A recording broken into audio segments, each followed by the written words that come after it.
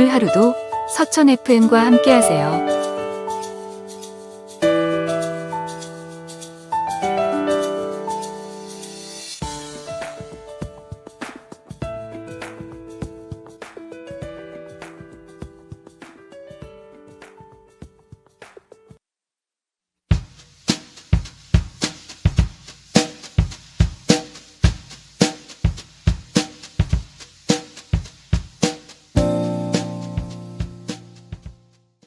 그리고 저 멀리 해외에서 저희 방송 언제 하나 손꼽아 기다리셨던 해외 등포 여러분, 대단히 반갑습니다.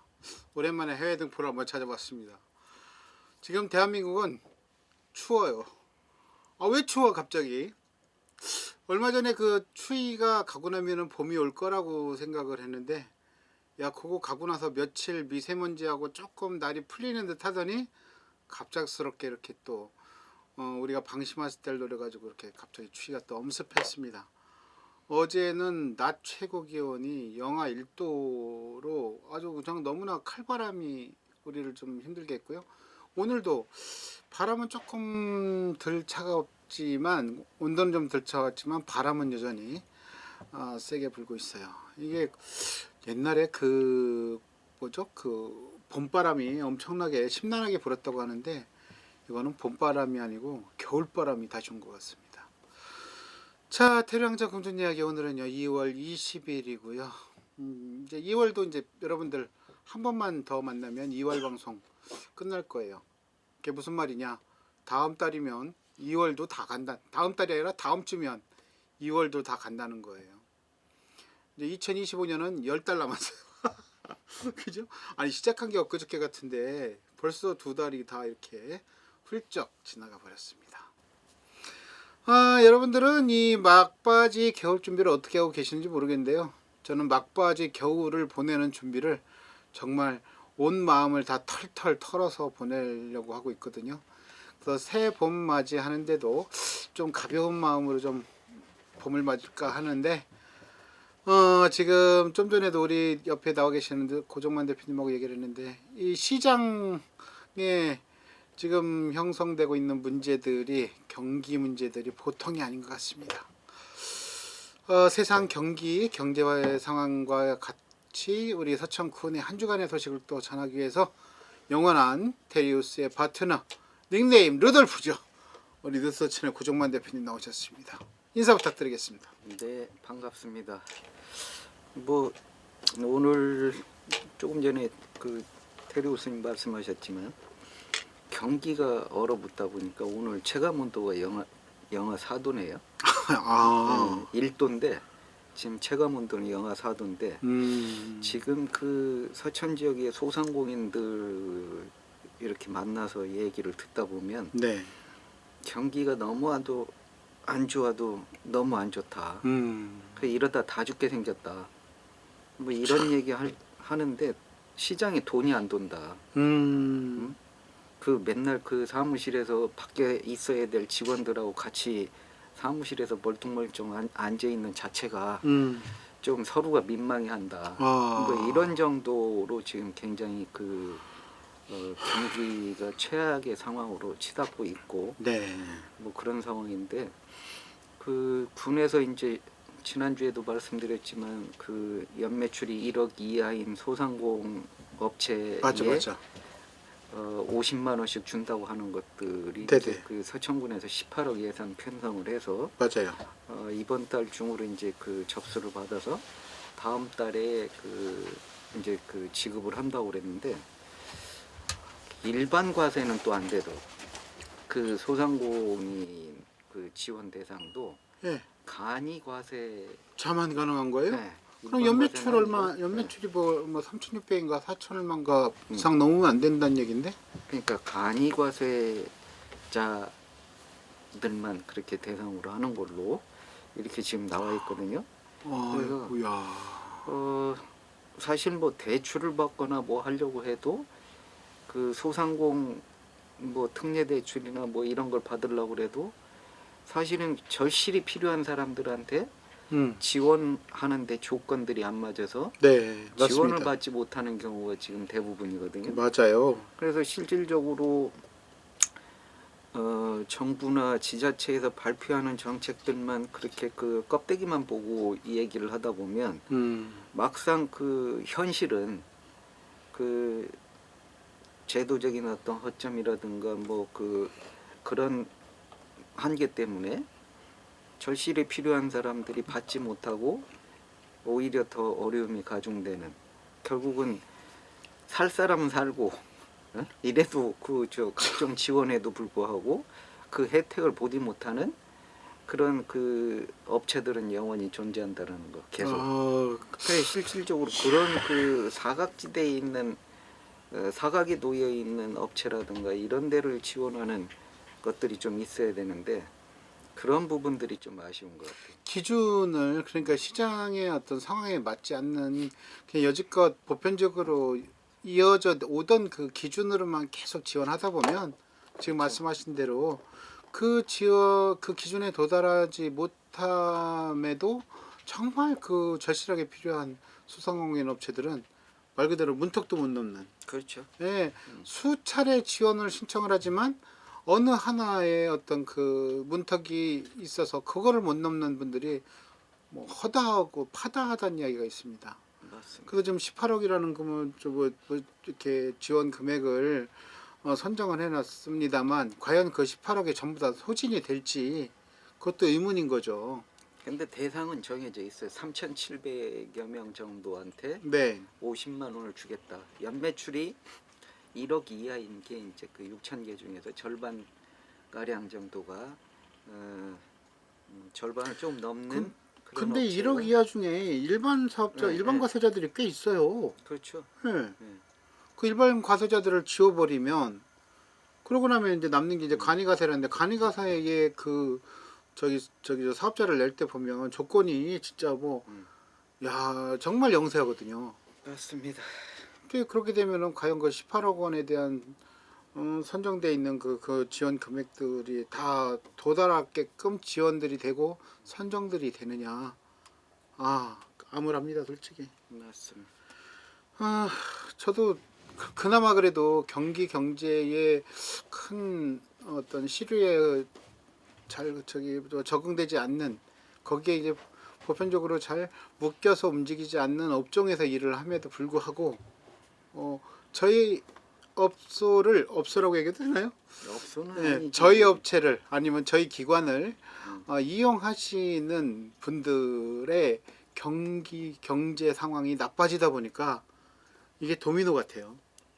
그분들이 어려우니까 죄송합니다. 어떻게 진짜 정말 적극적으로 필요한 서비스임에도 불구하고 저희들이 그 서비스를 받을 수 없을 것 같습니다 하면서 서비스를 해지하시는 분들이 나오고 있고 속출하고 있다는 거.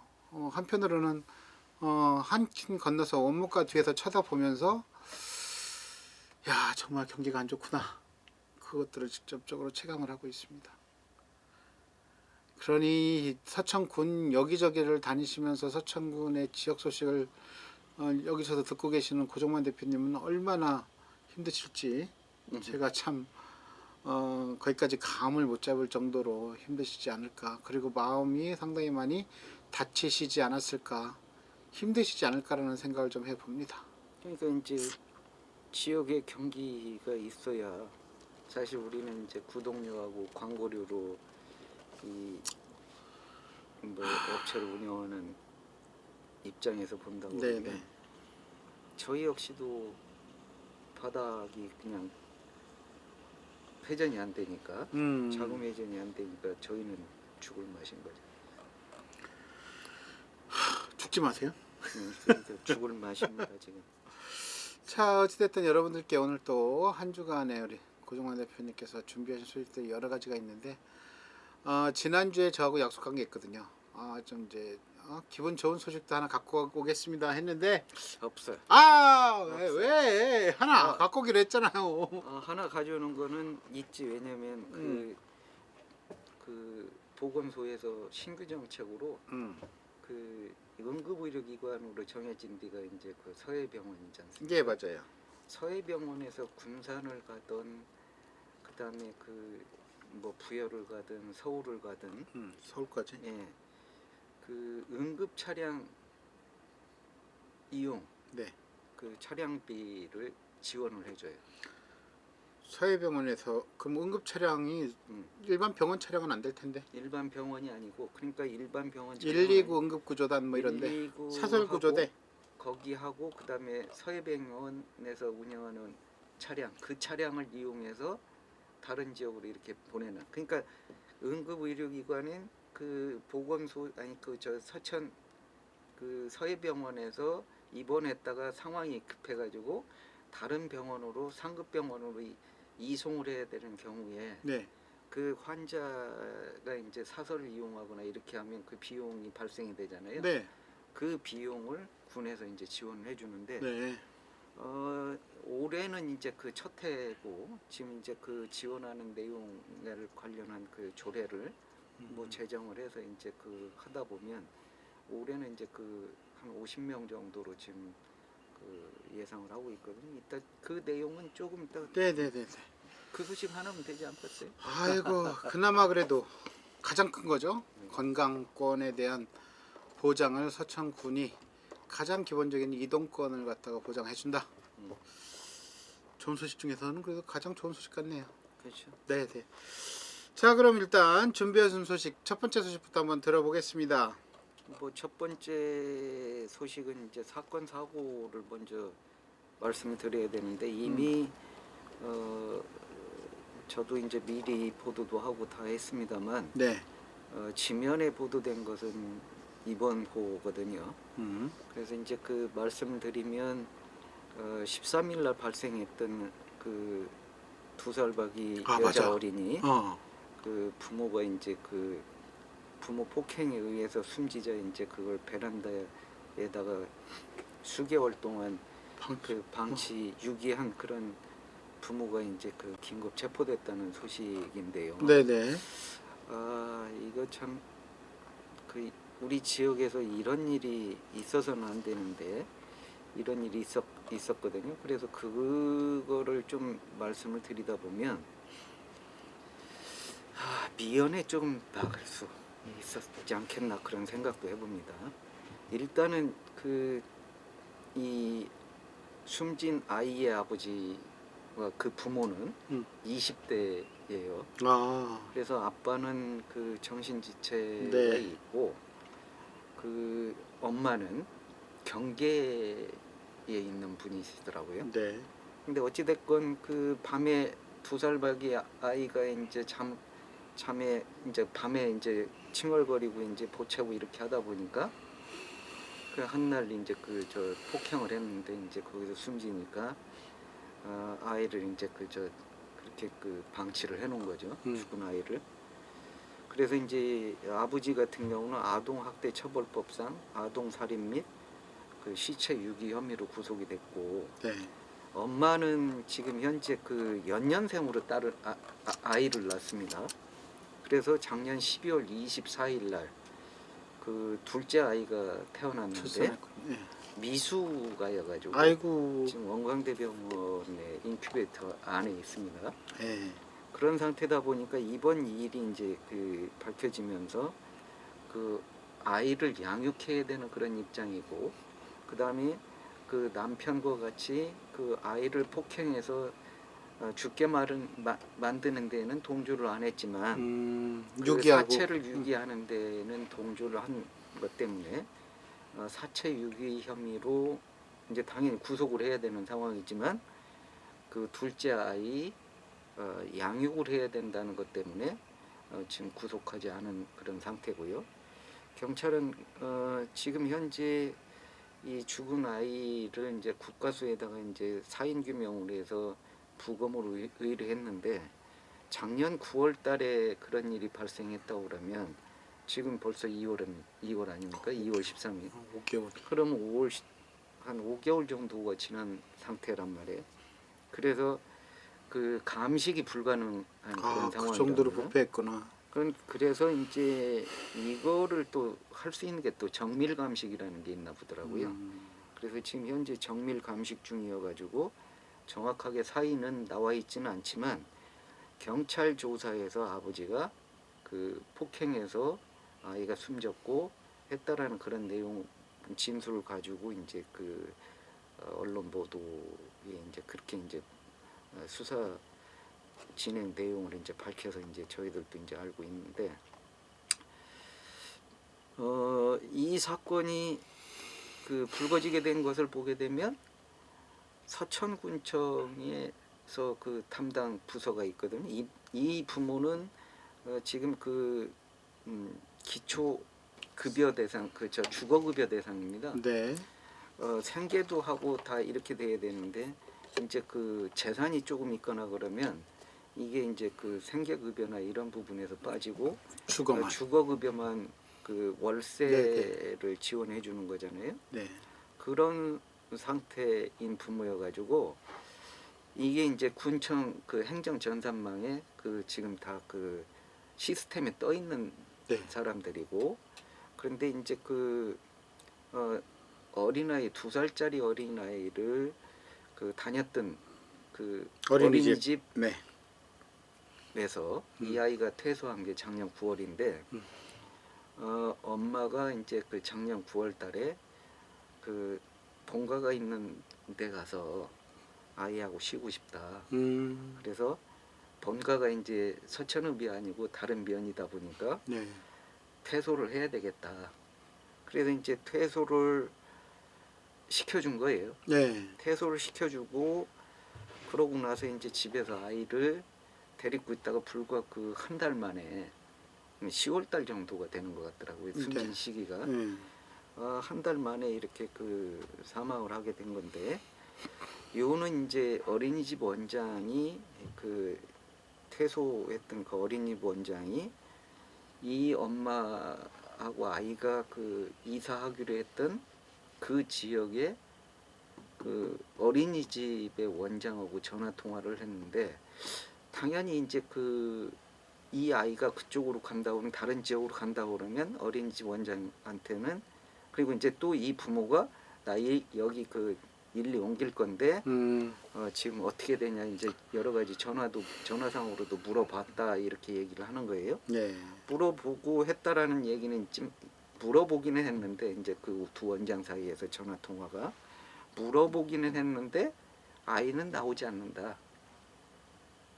그래서 이제 이 원장님이 이게 아무래도 이상하다. 전화해도 안 되고 그래서 이거 군에다가 얘기해서 이거 아무래도 이상하다. 응? 한번 확인 좀 해봐라. 이렇게 해서 그 아이가 살던 그 집을 갔는데 우편물이 쌓여 있고 문도 이중으로 잠겨 있고 전화를 해도 전화를 안 받고 이래서 이제 그 해당 그 군청 공무원이 이 아이의 엄마 아빠가 지금 현재 그 이사했던 그 지역의 그 한 면의 출신이더라고요. 거기서 만난 분들인데 그 이제 그쪽으로 확인해 가지고 대신 전화를 하게 하니까 거기서 이제 받은 거예요.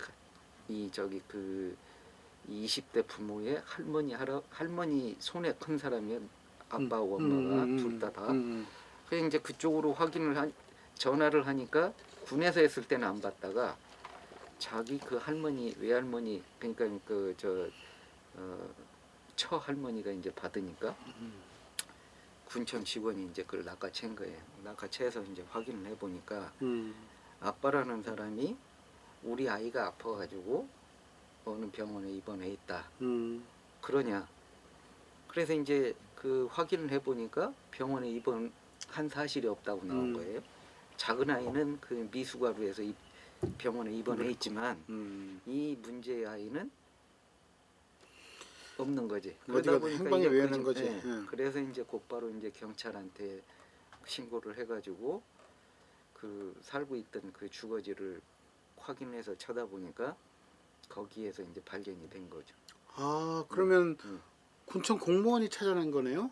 군청 공무원이 그러니까 어린이집 원장이 그러니까 한번 어떻게 또 확인 요청을 해서 군청 공무원이 이렇게 기지를 발휘해서 받아서 전화 아이가 통화를 어디 있느냐, 해서 아이가 어디 있느냐 하니까 병원에 있다. 병원에 확인해 보니까 그러니까 없다. 그래서 경찰하고 같이 해서 경찰 신고를 해서 그래서 강제로 개문을 했겠네요. 그럼 그래서 확인을 해 보니까 그 아이스박스에 이렇게 있었던 아이씨. 그런 상황이었던 건데요. 일단은 그 뭐 취재를 해본 결과 그 아이가 이제 그 아이가 한 명이 더 그 출산을 하고 나서 예. 군에서 이제 생계급여를 이제 신청을 하라고 한 거예요. 아, 아기가 하나 더 나왔으니. 네, 예. 생계급여를 신청을 하라고 하다 보니까 결국은 이 사람들이 부부가 읍사무소에 와서 생계급여를 올 1월달에 신청을 했다는 거예요. 예. 신청을 해서 받기로 돼 있었던 받았다라고 얘기는 하는데 정확하게 받았는지는 확인 안 됐습니다. 이미 아이는 죽어가지고 그렇게 유기를 해놓고. 해놓은 상태에서 아이고, 첫인공 날 일이다 이거. 근데 이제 그런 그 조금만 그 공무원들이 주의를 기울였더라면 하는 것들이 뭐냐면 우편물이 쌓여 있고 그 이제 명절 때고 언제고 이제 쌀도 갖다 주고 뭣도 하고 하다 보면 밖에는 이게 쌓여 있더라는 거예요. 참. 근데 그 다음에 가서 쳐다보면 그게 없어졌다는 거예요. 그러니까 뭐가 오더라도 안 놔뒀다가 저녁이든 언제든 그 인적이 뜸한 때든 언제든 이렇게 가져가서 그런 것 같은데 이거는 이번 사건을 통해서 이게 이제 그 아이들이 이제 사각지대에서 이 아이들 뭐 유치원이라든가 어린이집 학교 이런 데 잘 안 나오는 애들이 있거나 이러면 그거 정기적으로 조사해서 실태 확인해 가지고 지금 그렇게 하고 네, 있죠. 그렇게 하잖아요. 실종아동. 예. 실종됐는지 예, 이제 그런 거 확인하죠. 하는데 예. 여기 같은 경우 주거급여 대상이나 이런 집의 자녀들한테는 이런 게 없나 봐. 그래서 아이가 퇴소를 했다거나 이렇게 됐는데 그 급여를 지급할 때라든가 이런 때 확인을 해봐야 되고 반드시 이번에 그 퇴소한 이후에는 아이들한테 그 저 부모 급여가 이제 유치원에도 아동수당. 나가지만 그 부모가 데리고 있을 때는 부모한테 부모한테 그 나오죠. 급여가 나오잖아요. 예, 아동수당. 그러면 아이가 있는지 교육수당하고. 없는지만 확인을 해보면 아이 어디 갔냐 가는 시간대가 아이가 어린이집에 있을 때라고 얘기를 하는 거예요. 그러면 어린이집에 이 아이가 있는지 없는지를 확인을 했다 그러면 분명히 그 문제가 있었으면 즉각 진짜 칠 수 있었죠. 있었잖아요. 아, 그래서 좀 이번 안타깝네요. 사건을 계기로 해서 저희가 이제 또 다음 주에 또 기사를 다르게 또 쓰기도 할 건데 일단은 그런 부분들이 좀 아쉬웠던 부분인 것 같아요. 하긴 이게 아버지는 정신체 장애인이고 어머니는 정신체 경계선에 있는 상황이면 어머니 같은 경우는 상당히 판단하는 데 있어서는 그렇게 정상인하고 다르지 않게끔 판단할 수 있는데 왜 아기 아빠가 그렇게 아기를 때려서 사망하게 하고 나서 그렇게 유기를 한 부분에 대해서 아유 자기 아이가 그렇게 사망에 이르렀는데 그거를 그렇게 방치해놓고 그 집에 살기는 살았어요? 그 집에서? 그렇죠. 베란다에 그 아이를 놓고? 네. 와, 정말 그래서 이제 그 이사를 한다고 한 거지. 너무 참 그렇습니다. 이게 어떤 감식을 할 수 없을 정도로 부패가 돼 있는 상태 같은데요. 어찌됐든 그 아이는 지금 아직도 뭐 감식이라든가 정밀 감정을 하려면 아직도 장례 절차라든가 이런 거는 전혀 하지도 못한 상황이겠네요. 그렇죠. 아이고 안타깝습니다. 이런 게 어떻게 서천 지역에서 일어나요? 나 그때 그 TV 뉴스 이렇게 밑에 자막으로 흘러가는 거 보고 그것도 이런 일반 지방 뉴스도 아니었어. 중앙방송 뉴스였었는데 밑에 자막으로 그거 깜짝 놀랐어요. 저런 게 뭐지? 했더니 진짜 그러니까 그 사천이 크게 뭐 2023년도에는 뭐가 2023년 진화에 뭐가 있었나요? 특화시장 불러가지고 작년 네. 특화시장 1월 달에 그러더니 또 매년 초에 이렇게 사천. 한 번씩 전국적으로 이게 지금 보통 일이 아닌 거죠. 우리나라 전체적으로 어린아이들에 대한 관심과 이런 것들은 전 국민이 다 공이 바라보고 있는 그런 관심사인데 아이를 그것도 본인의 친자를 때려서 숨지게 해서 방치해 놓고 한편으로는 또 가족 수당, 아동 수당을 다 수당을 타면서 그거를 생활을 했다는 것 자체가 또 이건 괘씸하다고 밖에 얘기를 안 할 수가 없네요. 진짜 이거는 법이 할 수 있는 가장 큰 벌로 처벌을 해야 되지 않을까라는 생각이 듭니다. 우리나라가 법치주의라 이 사람들한테 좀 좋은 건가? 법치주의가 아니었으면 돌로 다 맞아서 죽지 않았을까요? 같은 동네에서? 그러니까. 아유, 좋은 소식 하나 준다더니 처음부터. 읍사무소에서는 이분들 살게끔 하는데 엄청나게 노력을 많이 했던 것 같아요. 집 구해주는 것까지도 엄청나게 노력을 했었는데 그 은혜를 나중에 힘들게 진짜. 갚았네. 진짜 아유. 그 어머니도 지금 어쩔 수는 없지만 그 모친도 처벌은 받아야 될 겁니다. 그리고 아유.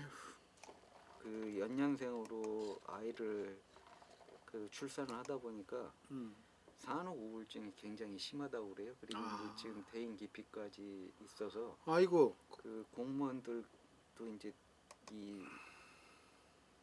이 공무원하고 특정 공무원하고만 사회복지 담당 공무원하고만 얘기하고 다른 사람들은 전혀 만나지도 않는다.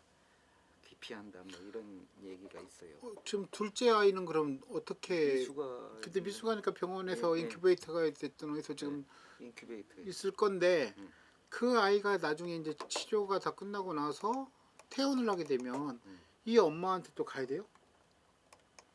그렇게 돼야 되죠. 부모가 이 그러니까 어머니 이제 아직은 아유. 어떻게 되는지까지 그것까지는 지금 얘기가 안 되고 있으니까. 아유, 빨리 어떻게 저기 군수님이 보호자 돼서라도 치료시킵시다. 저기까지 치료를 좀 필요로 한 것 같습니다. 음. 아, 소식 참. 서천 지역에서 이렇게 끔찍한 소식이 발생을 했습니다. 노래 하나 듣고 오겠습니다. 015B가 부르는 노래죠. 아주 오래된 연인들 같이 들으면서 난 고 대표님하고 후일담 얘기 좀 해야 될 거 이거에 대한. 네, 우리 뉴스청 고 대표님하고 그 뒷이야기를 좀 해봤습니다. 근데 하면 할수록 제가 마음이 점점 무거워져서 그만하려고요. 아, 테리왕자 궁중얘기 여러분들 같이 보고 계시는데요. 좀 전에 그 고 대표님께서 우리 방송 시청하시는 분 지금은 어디다가 우리가 메아리 없는 아우성을 치고 있는지 모르겠습니다만 이게 지금 잠깐 이런 거지. 우리 이제 3월 되면 저도 다 생각이 있어요. 저도 다 생각이 있고 우리 구독자도 좀 늘리고 할 수 있는 어떤 그 기획을 좀 해야 되지 않을까라는 좀 생각을 갖고 있습니다. 그리고 우리 서천 FM 지금 라디오 진행하는 부분이 상당히 좀 침체가 됐는데 이것도 다시 부흥을 좀 올려야 될 것 같아요. 왜 그 저희 김만석 씨하고도 같이 하던 그 프로그램은 왜 진행하다 안 하는 거야? 3월부터요. 아. 몸이 안 좋으셔서 밀렸거든요. 아, 그래서 그분들도 이제 3월부터 한대요? 네. 잘 됐네. 하여간 그렇게 해서 신규로 라디오 방송하고 있는 라디오 방송 아카데미도 좀 새로 열고 여기저기서 이제 할 수 있는 부분을 좀 하고 어차피 지금 우리 화이트호스가 우리 라디오 방송은 지금 전담하고 있는 거죠? 네. 전담하고 있는 거라 이 화이트호스가 재단 입장에서도 이 라디오 방송 활성화를 위해서 우리하고 같이 협조를 좀 많이 해야 될 것 같아요. 할 거죠? 네. 왜 기운이 없는 목소리를 하지? 힘차게 할 거죠? 네. 일이 많아지니까 안 좋아하지. 벌써부터 공무원 스타일로 가면은 내가 별로 안 좋아할 거야. 응? 아무튼간 그럴 겁니다. 그리고 우리 뉴스서천 고정만 대표님이 갖고 오시는 소식도 물론 여러분들 전달을 열심히 하기는 할 건데 조금 더 짜임새 있게 만들어 가지고 그래갖고 여러분들하고 이제 전달하고 소식 전하는데 조금 더 좀 가까이 가는 그런 방송을 좀 만들어 볼까 합니다. 한 주간 소식들은 많이 갖고 오시는데 여러분들한테 다 뭐 전해드리지 못하니까 그런 부분도 좀 아쉬움이 있으실 것 같아요.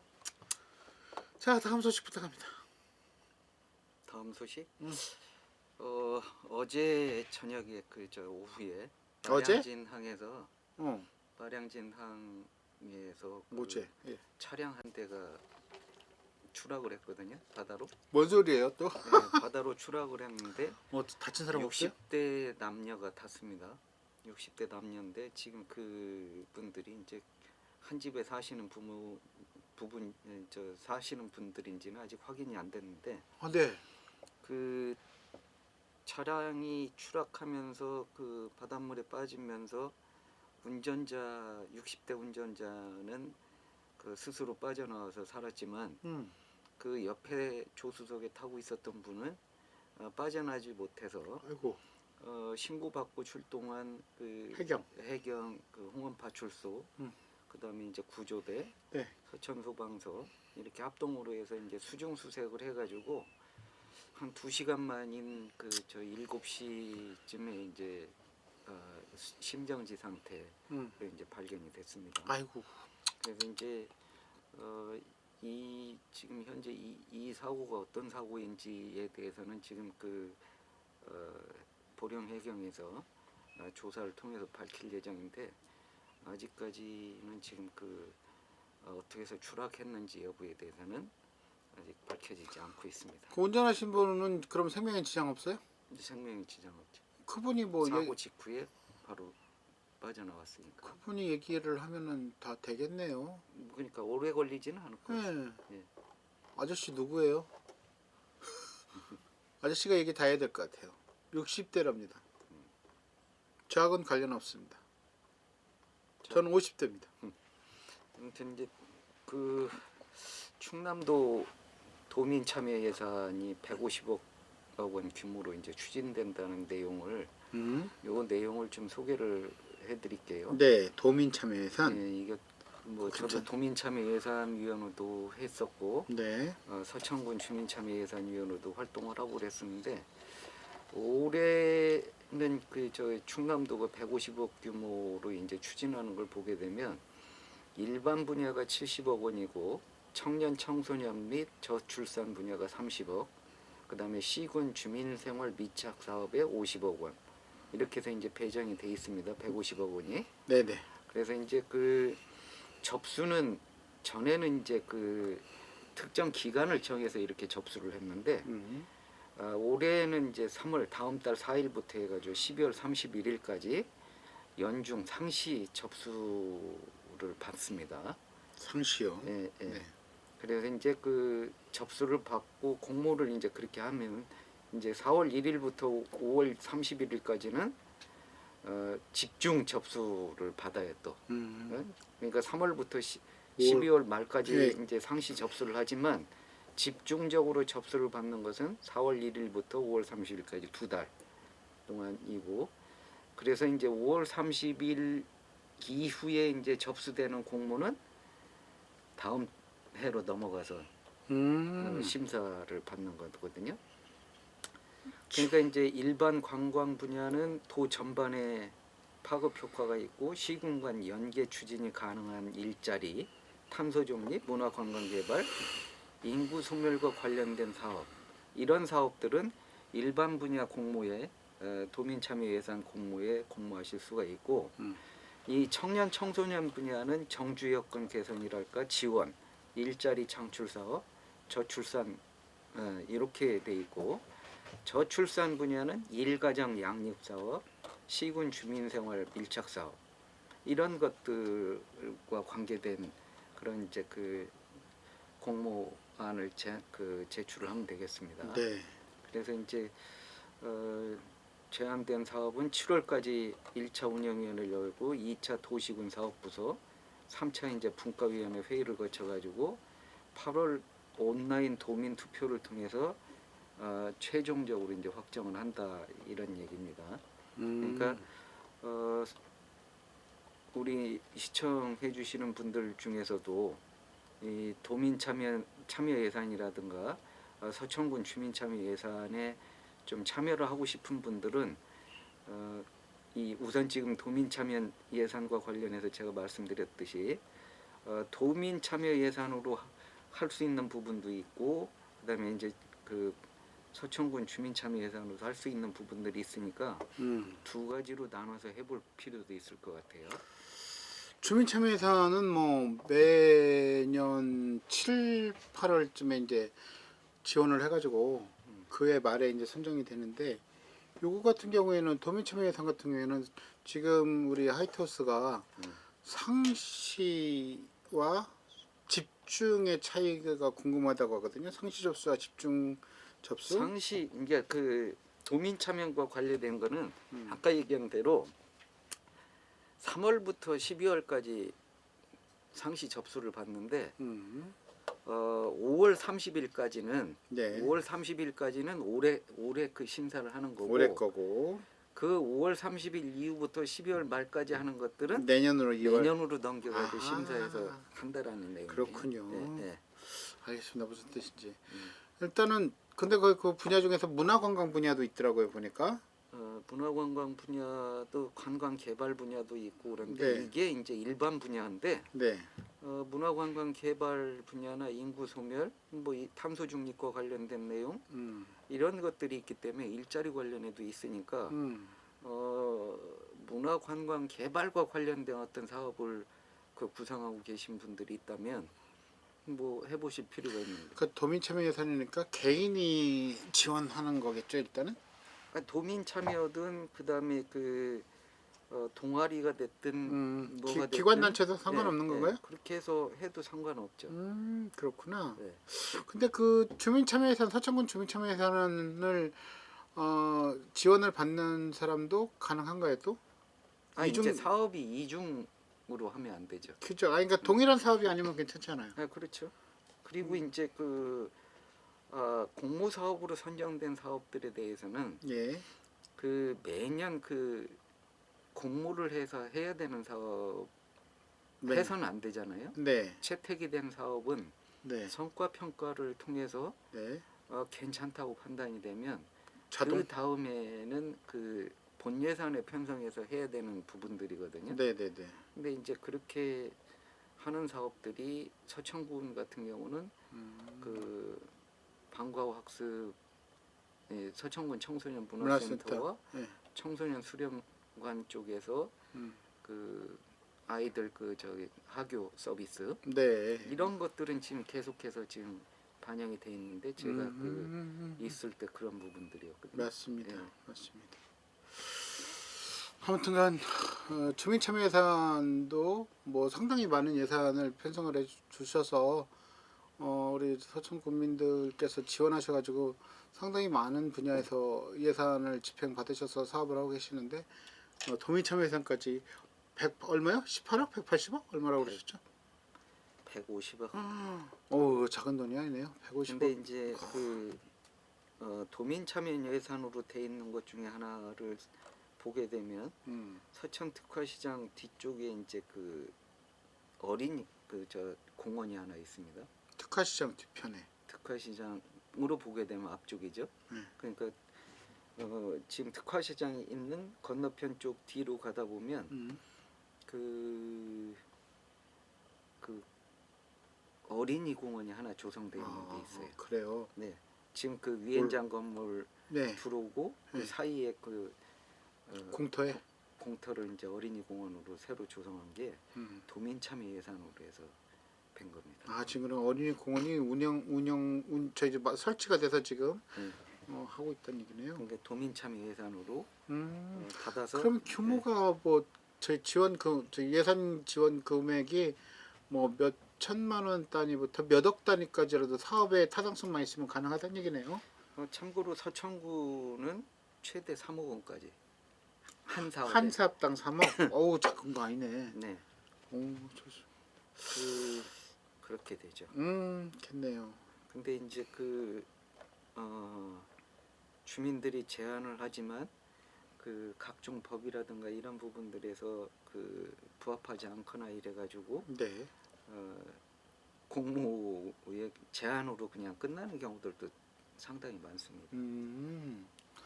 제안은 잔뜩 했는데 그 안에 선정되지 않고서 탈락이라고 봐야 되나? 아니면 제안에서 이제 뭐 배제되는 건들이 많다는 건 그렇죠. 일단은 관심들은 많다는 얘기잖아요. 그렇죠. 그렇군요. 그리고 이제 그 주민참여 예산으로 하지 않고 부서에서 해야 될 사업들까지도 주민참여 예산으로 돌려서 네. 하는 경우들도 있습니다. 그래서 그거 이제 도의에서 저 분위에서도 그런 부분들도 지적을 하고 했는데 사실 깔끔미방이라는 게 있지 않습니까? 네. 그런 거 같은 경우는 그 환경보호과 예산으로 해서 그 설치를 해야 되는데 이거를 주민참여 예산으로 해가지고 이 마을 저 마을 그런 것들을 지금 설치하고 있는 경우가 바로 그런 예거든요. 그래서 그 진짜 주민들이 이제 제한 공모에서 되는 사업들이 네. 이 군에서 추진해야 될 사업들하고 섞이지 않고 한 사업들로 이렇게 이루어져야 되는데 그 주민 참여 예산으로 뭐를 할 것인가 어떤 사업을 해야 되는지에 대한 명확한 개념들이 잘 없다 보니까 그리고 그런 것들을 인식을 잘 안 하다 보니까 그냥 그렇죠. 대충 넘어가는 경우 이런 경우가 좀 그러니까 충남 그 도민 참여 예산이라는 개념은 그 어쨌든 내 지역에서 사업을 펼치려는 거죠. 도 단위의 사업은 아닌 거잖아. 그러니까 도와 전체 충남도 전체와 연관성이 있으면서 이제 그 연관성이 있어야지. 그 지역에 한정된 것만 해가지고 안 되고. 지역에 그 주민 참여 예산이 있는 거고. 그러니까 이제 그 도하고도 관련이 있어야 된다는 얘기죠. 도하고도 관련이 있어야 된다. 그렇죠. 그러니까 충남도 내가 이 사업을 했는데 충남도 전체적으로 파급 효과가 있느냐 없느냐 그런 사업이냐 아니냐. 그렇게 선정된 사업의 건들에 대한 예시를 좀 봐야 되겠구나. 그렇죠. 미리 선정된 사업 예시를 좀 보면 와 이런 것들이 선정이 되는 거라는 걸 느낄 수가 있겠네요. 이렇게 예산 사업은 솔직히 잘 아시겠지만 수익 사업이 아니잖아요. 그렇죠. 예, 모든 예산 자체가 그 사업의 100% 사용이 돼야 되고 그 사업 기간 동안에 어떤 인건비라든가 이런 부분에 사용되는 부분은 다 배제가 되는 것이기 때문에 어떻게 보면 공공성과 공익성을 가진 분들이 제안하시는 것들이 맞고요. 또 그만큼의 사업을 수행할 수 있는 역량이 되시는 기관 단체들이 여기에 어떤 지원을 하시는 게 맞는 것 같습니다. 그리고 뭐 개인이 뭐 지원하신다고 해서 개인 혼자서 그런 역량을 갖고 하시는 분도 물론 있겠습니다만 혼자 하는 것보다는 둘이 하는 게 낫고 둘이 하는 것보다는 셋이 하는 게 나은 그런 사업들이 상당히 많은 것 같더라고요.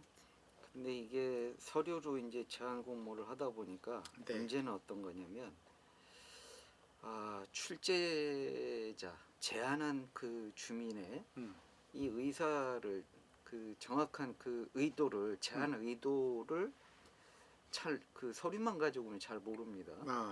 그래서 이제 그런 부분들이 이제 그 소통이 잘 안 되다 보니까 이 담당 팀장이라든가 이 사람들이 나와가지고 주민참여 예산위원들이 물어보더라도 그 내용을 잘 몰라요.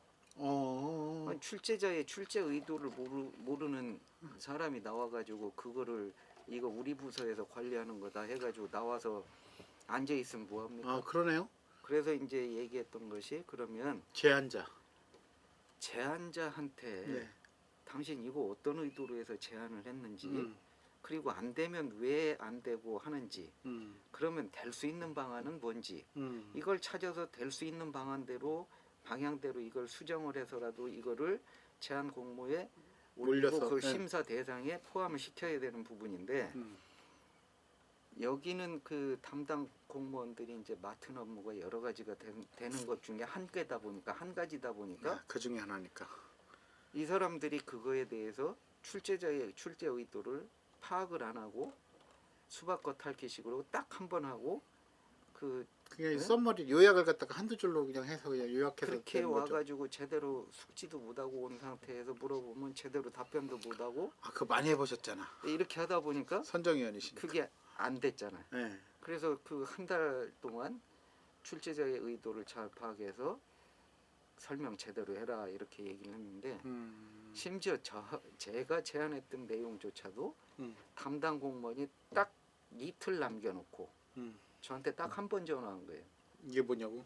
그래가지고 그 다음에 회의 들어가가지고 실질적으로 이렇게 지켜지지 않는다. 그래서 사실은 이 제한 공모를 하더라도 이게 제대로 이 심사위원들이 주민참여예산위원들이 이 내용을 잘 몰라요. 전문가들도 아니고 그렇죠. 이러다 보면 분야가 워낙 많으니까. 그거를 잘 설명하고 이해를 해가지고 그 이해시켜가지고 아 이런 거구나 해가지고 이렇다면 이거 취지가 그렇고 그러니까 이거는 해야 되겠다라고 얘기를 해서 이제 그 점수를 줘야 되는 심사위원들이 그냥 그 저 제대로 몰라서도 못하고 그러다 보니까 제대로 된 평가가 이루어지지 않는 거예요. 그런데다 이거를 갖다가 온라인 투표를 통해 가지고 이거 최고 점수 나온 것만 이거 몇 개만 가려가지고 위에서부터. 이렇게 해서 그 점수 받은 거를 갖다가 그 평가를 하겠다. 그 점수하고 심사위원 점수하고 이 투표 점수하고 해가지고 반영을 해가지고 뭐 80점 이상인 거는 본 예산에 편성을 하고 그 이하는 반영을 안 한다. 뭐 이런 식이 돼버리는 거예요.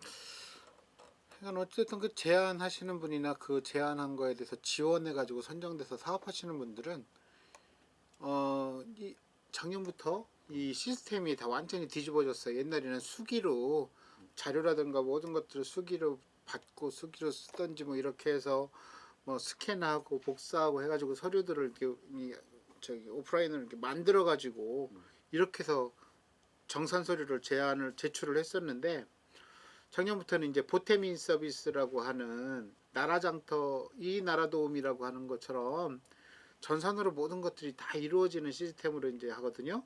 지방 정부는 그 저 지금 얘기 보탬이 보탬이고 예. 그다음에 이 중앙 나라도 정부는 이 나라도움으로. 이 나라 그러니까 이 나라도움은 어차피 기존에 하던 시스템이기 때문에 그렇게 큰 무리는 없었는데 보탬이가 작년부터 이제 제대로 시작을 했는데 작년 1년 동안은 어떻게 따지면 과도기였었어요. 이제 정착되는. 근데 올해부터는 정확하게 이제 그걸로 해야 되는데 이게 보통 쉽지 않은 시스템 운영이에요. 이 일반 주민들이 갑자기 들이닥쳐서 그거로 뭐 신청하고 지원하고 자료 넣고 세금계산서 발행 받고 막 이렇게 하는 것들이 보통 쉽지가 않은 겁니다. 이게 그렇죠. 네. 어려움도 있는데 네, 그런 것들을 해야지. 근데 중요한 거는 투명성이 좀 생기는 거예요. 투명성이 생기고 제대로 뭔가가 운영되는 것들이 보여지는 거고 그것도 자동으로 또 이렇게 시스템화돼 가지고 뭐 그 뭐죠? 그 지출 결의서라든가 이런 부분들이 자동 생성이 또 되고 막 그러더라고요. 그리고 세금계산서도 무조건 가라로 세금계산서 발행한다는 건 아예 어불성설이고 뭐 간이니 뭐니 이런 거는 있을 수도 없고 그렇죠. 국세청에서 발행한 전자세금계산서만이 통용되는 그런 시스템이기 때문에 이제는 그 지원 예산에 대해서 허투루 쓰여지는 거에 대해서는 조금 어떤 방지를 하는데 큰 도움을 하고 있지 않냐 이런 그렇죠. 생각을 좀 갖고 있습니다. 중요한 거는 인건비를 쓸 수가 없어요. 그러니까 뭐 이거 제안해가지고 사업을 제대로 하지 않으실 분들은 그 제안 지원하는데 상당히 좀 생각을 좀 깊게 하셔야 될 것 같습니다. 예전에 그 나랏돈은 눈먼 돈이라는 말들이 있어가지고 거기에 되게 사람들이 많이 몰렸다고 하는데 점점 나랏돈은 두 눈 부릅뜬 돈이 되고 있다는 거 명심하셔야 될 것 같아요. 노래 하나 듣고 올까요? 자, 오랜만이니까요. 우리 자우림이 부르는 노래죠. 하하하송 하나 듣고 오겠습니다. 네, 또 잠깐 여러분들 하하송 오랜만에 들으시니까 즐겁고 재밌죠. 정말 이 경기도 어렵고 우리 뭐 사회 전반적으로 암울한 이야기들만 들리는데 여러분들도 좀 마음속에 언제든지 깔깔깔깔 하하하하 웃을 수 있는 여유가 좀 생겼으면 좋겠다는 말씀 좀 드려봅니다. 도민 참여예산 지원할 수 있는 분들은 꼭 지원하셔서 충청남도 아니면 서천군에 도움을 줄 수 있는 사업들 많이 개발해서 제안하시길 바라겠습니다. 자, 고 대표님 또 아까 말씀드렸던 보건소? 보건소 관련 네네. 내용인데요. 네. 응급의료기관인 서해병원에서 다른 지역으로 이송하는 응급 환자 그 이송비를 이제 지원해 준다는 내용입니다. 이거는 이제 그 응급의료 분야 의료 취약지가 서천이잖아요. 네, 이 맞습니다. 군민들의 어떤 응급 환자 국민 응급 환자한테 응급 차량 이용 자부담이 이게 만만치 않더라고요. 비싸요. 그래서 지금 이 자부담을 보게 되면 기본 요금이 7만 원이더라고 10km에. 네, 메타 요금이에요. 네, 10km고 키로당 13,000원이더라고요. 네. 그래서 서울까지 하게 되면 그게 어마어마하죠. 돈이 꽤 되죠. 네. 서울까지 뭐 100몇십 킬로인데 네, 그 100몇십 킬로인데 그거 따져보세요 한번. 네. 이게 좀 많이 들어갑니다. 네. 그래서 이제 이거를 3월달 다음 달 정도에 이제 서천군 응급환자 이송 지원에 관한 조례 제정을 한다라고 얘기하거든요. 그러니까 그 조례 제정을 해서 제정이 되면 그 안이 마련이 되면 조례안을 의회에다가 이제 제출해서 의안심사 특별위원회에서 심사해가지고 본회의에서 의결이 되면 이제 비로소 이제 그 제정이 돼서 시행이 되는데 네. 그러기 전에 조례 제정이 앞서서 조례규칙 심의위원회가 있어서 거기서 이제 한 차례 정비를 거쳐서 이제 안을 만들어 놓고 그게 이제 의회로 넘어가게 되는 건데 그거를 3월달에 한다는 내용입니다. 네, 네. 네, 3월달에 해서 그것이 되게 되면 이제 임시회 분회 임시회에 맞는 가장 빠른 임시회에다가 이거를 이제 안을 제출을 해서 네. 심의가 돼서 통과가 되면 의결이 되면 시행을 한다는 건데 이 지원 대상을 보게 되면 응급 환자가 이제 상급병원으로 이동을 할 때 이송이 될 때 주민등록지가 서천군으로 돼 있어야 되고요. 당연하겠죠. 서천군에 또 외국인 등록을 한 아, 주민이면 되거든요. 돼요? 네. 그러니까 이제 처전에 시집 오신. 예산은 올해 이제 처음인데 군비가 한 600만 원 됩니다. 600만 원인데 아까 말씀드린 대로 자부담이 10km 기준으로 해서 기본 요금이 7만 5천 원이고 네. 킬로미터당 이제 13,000원 이렇게 해서 하는데 군산까지가 8만 원만 나오더라고요. 8만 3천 10kg까지가 7만 5천 원이니까 거기다가 1kg당 13,000원이면 아니 그럼 뭐 아닌데 키로당 13,000원은 아닌 것 같은데요. 아니다 1,300원. 네. 1,300원이다. 13,000원은 내가 잘못됐네. 네, 네, 네. 1,300원 해가지고 그러면은 맞아요. 그래요. 네, 맞습니다. 제가 착각을 했네요. 오타가 좀 있었습니다. 네. 원래 우리 고 대표님도 사람이에요. 그래서 이게 이제 타 지역으로 이송하는 거는 119는 안 됩니다. 권역이 있기 때문에. 네. 그래서 이제 129 차량이나 네. 뭐 이런 차량만 가능. 근데 지금 여기 말씀하신 것 중에 서해병원 구급차를 네. 이용해서 타 시군으로 이송하면서 이송료를 지원받을 수 있을지도 이것도 하나의 이게 의료법에 이게 맞지 않거든요, 사실은. 근데 서해병원 응급차는 안 돼요. 어, 어찌 따지면 제가 이거는 확인 다시 예, 해서 확인을 해보시면 될 것 네. 같아요. 충남 이송단이죠. 응급 이송단. 네. 충남에 있는 응급 이송단 서천지부라든지 아니면 여기에 차량이 없으면 뭐 여기 인근에 있는 뭐 보령이든 부여에 있는 이송단을 불러서 그 사람들을 보내는 거는 사설구급으로 이제 다른 시군으로 날리는 건 좋은데 소속돼 있는 병원에서 그걸 보낸 다음에 저는 어떻게 했냐면 음, 거기가 이제 응급 의료기관이기 때문에 네. 거기에서 입원했던 환자의 상태가 위중을 하다 보니까 거기 응급 의료기관에서 운영하는 응급 차량으로 이송할 수 있는 거라고 저는 생각을 했던 것 부분인데 아무튼 요 부분은 네. 제가 확인을 해서 거기가 응급 의료기관으로 지정이 완전히 됐나요? 돼 있잖아요. 서해병원이? 서천에는 거기 한 군데밖에 없잖아요.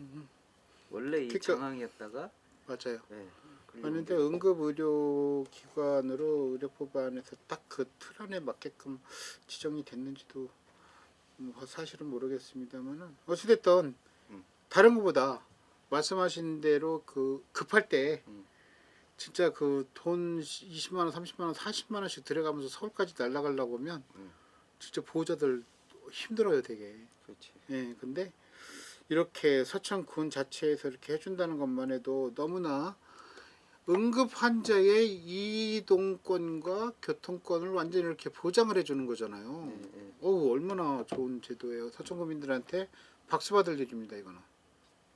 여지껏 말씀해 주셨던 우울한 이야기하고는 상반되는 되게 좋은 즐거운 이야기인 것 같고요. 그 밑에 지금 기사 쓰신 거 보니까 그동안에 이제 다른 타 지역으로 그 타 병원으로 이송한 환자의 건수가 지금 이렇게 저 취재하셔서 나왔네요. 네, 네, 예. 네, 그것도 한번 좀 군산 소개시켜 병원이- 주시죠.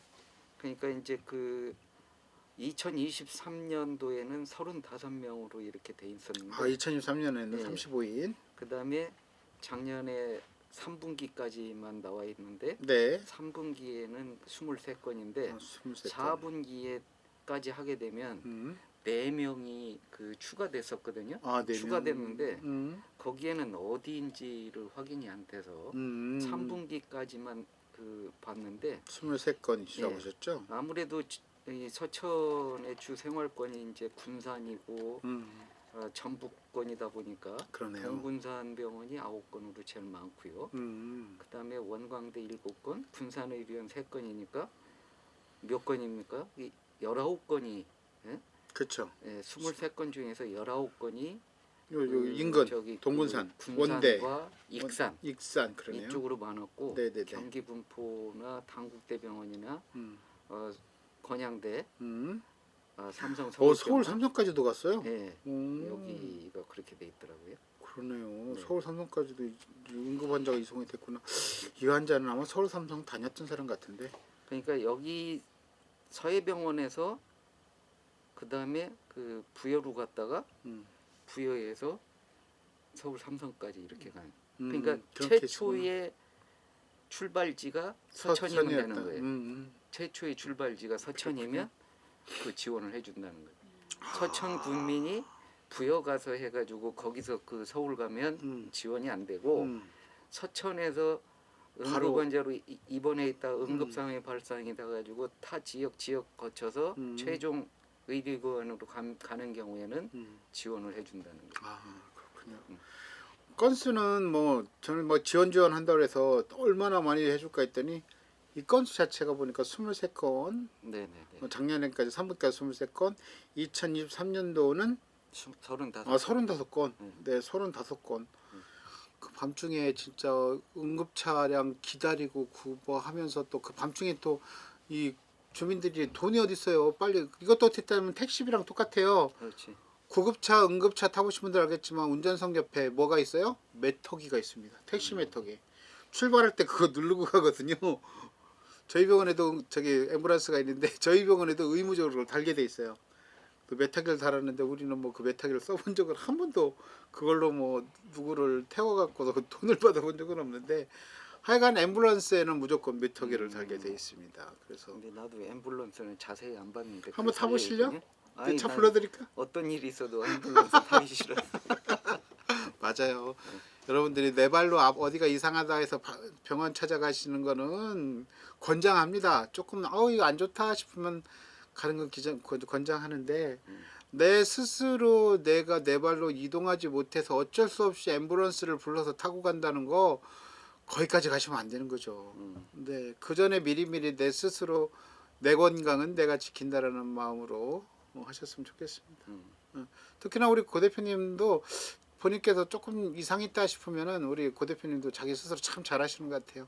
뭐가 좀 이상하는 것 같은데요? 라고 이렇게 물어도 보시고 이럴 때는 어떻게 해야 될 것 같습니다. 라고 물어도 보시는데 여러분들도 그런 마음으로 갖고 계시면 훨씬 자기 건강 지키는데 좋아요. 괜히 허투루 생각하시다가 잘못하면 큰일 벌어질 수도 있으니까요. 네. 네. 하여간 서천군 보건소 이거 보건소에서 하는 사업이죠? 네. 보건소 나성구 소장님. 보건소 의학팀의 신규 사업입니다. 의학팀의 신규 사업이군요. 전 몰라요. 소장님만. 나성구 소장님. 잘하셨어요? 또 노래 하나 또 듣고 와야 되겠죠? 우리 고 대표님한테 다른 소식 준비를 동안에 레이지본이 부르는 노래입니다. 그리움만 쌓이네 같이 듣고 오겠습니다. 네, 노래 나가는 동안에 또 제가 고 대표님하고 별의별 얘기를 하다 좀 늦었습니다. 웬일로 우리 고 대표님이 빨리 끝내고 갑시다라는 얘기를 다 하셨어요. 이제 화이트호스 또 퇴근 시간이니까. 그러네요. 화이트호스 퇴근해야 되네요. 자, 우리 태릉왕자 궁전 이야기 오늘 2월 20일입니다. 오늘은 우리 화이트호스의 즐거운 월급날. 네, 월급을 많이 받으셨기를 바라면서 태릉왕자 궁전에게 다음 주에 또 우리 만나야 될 것 같아요. 오늘 뭐 준비하신 소식 여러 가지 소식들 중에서 그나마 보건소에서 우리 서천 국민들을 위해서 지원해 주시는 소식 정말 그나마 좋은 소식 들었습니다. 다음 주에는 고 대표님 진짜 좋은 소식 갖고 오실 거죠? 즐거운 소식 다음 주에는 그 찾아오셔야 돼요. 세팍타크로 국가대표 출신이 모교에 와서 감독을 맡았다는 와 진짜요? 예, 그 소식을 좀 와 취재를 해보겠습니다. 알겠습니다. 이것도 깊은 소식이네요. 자, 오늘도 여러분들 한 주간 고생 많으셨고요. 우리 서천 고정만 대표님 끝 인사 한번 하시죠. 소식 하나 전하려고 그랬는데 있어요? 전해주세요. 그럼. 저 소식 그 전하면서 그냥 그 네, 그러시죠. 마무리하겠습니다. 네네네. 지난해 8월 달부터 이제 그 운영에 들어가기로 했던 서천군 생활체육관이 올 3월 말부터 시범 운영을 하기로 했습니다. 3월 말. 예. 네네네. 그래서 평일 오전 6시부터 오후 9시까지 이제 운영을 할 건데 여기에는 이제 그 지상 1층, 지상 2층으로 이렇게 지어졌는데 25m 육내인 수영장을 비롯해 가지고 체력 단련실, 작은 도서관, 다목적 시설 이렇게 갖춰지고 있는데 이용 요금이 이제 그 유료로 운영되는데 성인 기준으로 해서 수영장 및 체력 단련실 자유이용권은 월 5만 원, 싸다. 회당 3,000원이고요. 싸다. 예. 그다음에 수영 강습은 월 6만 원. 아쿠아로빅이 월 3만 5천 원. 아쿠아 킥복싱 월 4만 원. 그리고 어린이, 청소년, 경로 대상자는 감면 받을 수 있다. 네. 이렇게 되어 있습니다. 그런데 이 수강생은 3월 말부터 이제 모집을 하는데 네. 추첨을 통해서 이렇게 저기를 하기로 했어요. 선착순이 아니고. 네, 수강생 모집이 추첨 방식으로 해서 진행이 됩니다. 이용요금은 서천군민하고 타 지역하고 똑같나요? 그거는 구체적으로 지금 나와 있지 않는데 네. 어찌됐건 감면 혜택을 받을 수 있는 게 청소년, 어린이, 경로 대상자이기 때문에 그렇게 그거하고 차별화가 있는 거죠. 알겠습니다. 3월 말부터라니까요. 기다리던 소식입니다. 네. 네. 저는 가서 아쿠아 뭐라고요?